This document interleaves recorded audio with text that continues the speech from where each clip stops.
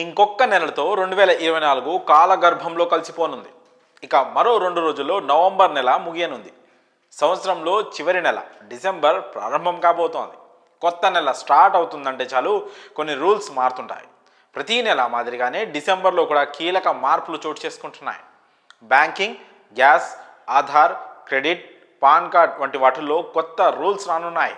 December 1 నుంచి కీలక మార్పులు చోటు చేసుకోబోతున్నాయి. ఈ మార్పులు సామాన్య మధ్యతరగతి ప్రజల ఆర్థిక స్థితిపై ప్రభావం చూపించనున్నాయి. మరి డిసెంబర్ నెలలో వచ్చే మార్పులను తెలుసుకోకపోతే వినియోగదారులు భారీగా నష్టపోయే అవకాశం ఉంటుంది. ఇంతకీ ఏ మార్పులు చోటు చేసుకోబోతున్నాయి, దానికి ప్రజలు తక్షణం చేయాల్సిన పనేంటి, ఆ వివరాలను ఇప్పుడు తెలుసుకుందాం.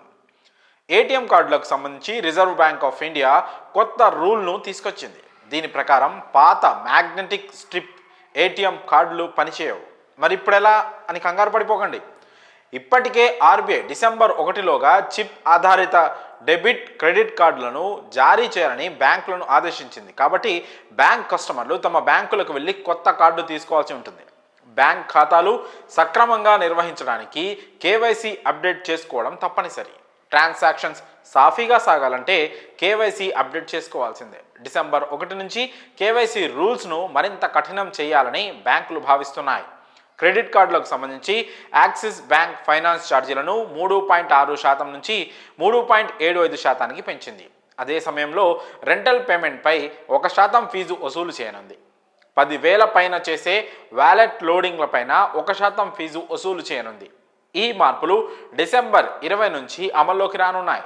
ఫిక్స్డ్ డిపాజిట్స్కు సంబంధించి ఐడిబిఐ బ్యాంక్ తీసుకొచ్చిన ఉత్సవ్ స్పెషల్ డిపాజిట్ గడువు డిసెంబర్ 31తో ముగియనుంది.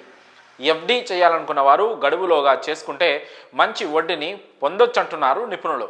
ఇక మరో ముఖ్యమైన పని ఏంటంటే ఆధార్ను అప్డేట్ చేసుకోవడం. ఆధార్ను ఫ్రీగా అప్డేట్ చేసుకోవడానికి డిసెంబర్ 14 వరకు కేంద్రం గడువిచ్చింది.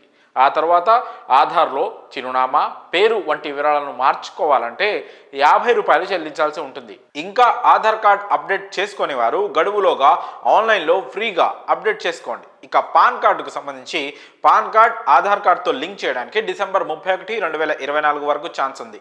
ఆ తర్వాత నాన్ లింక్డ్ పాన్ కార్డులు డియాక్టివేట్ చేయబడతాయి. పాన్ కార్డ్ డియాక్టివేట్ అయితే బ్యాంక్, ప్రాపర్టీస్, వెహికల్స్ కొనుగోలు చేయడం తదితర విషయాల్లో ఇబ్బందులు తలెత్తే అవకాశం ఉంటుంది. కాబట్టి వెంటనే పాన్, ఆధార్ లింక్ చేసుకోండి.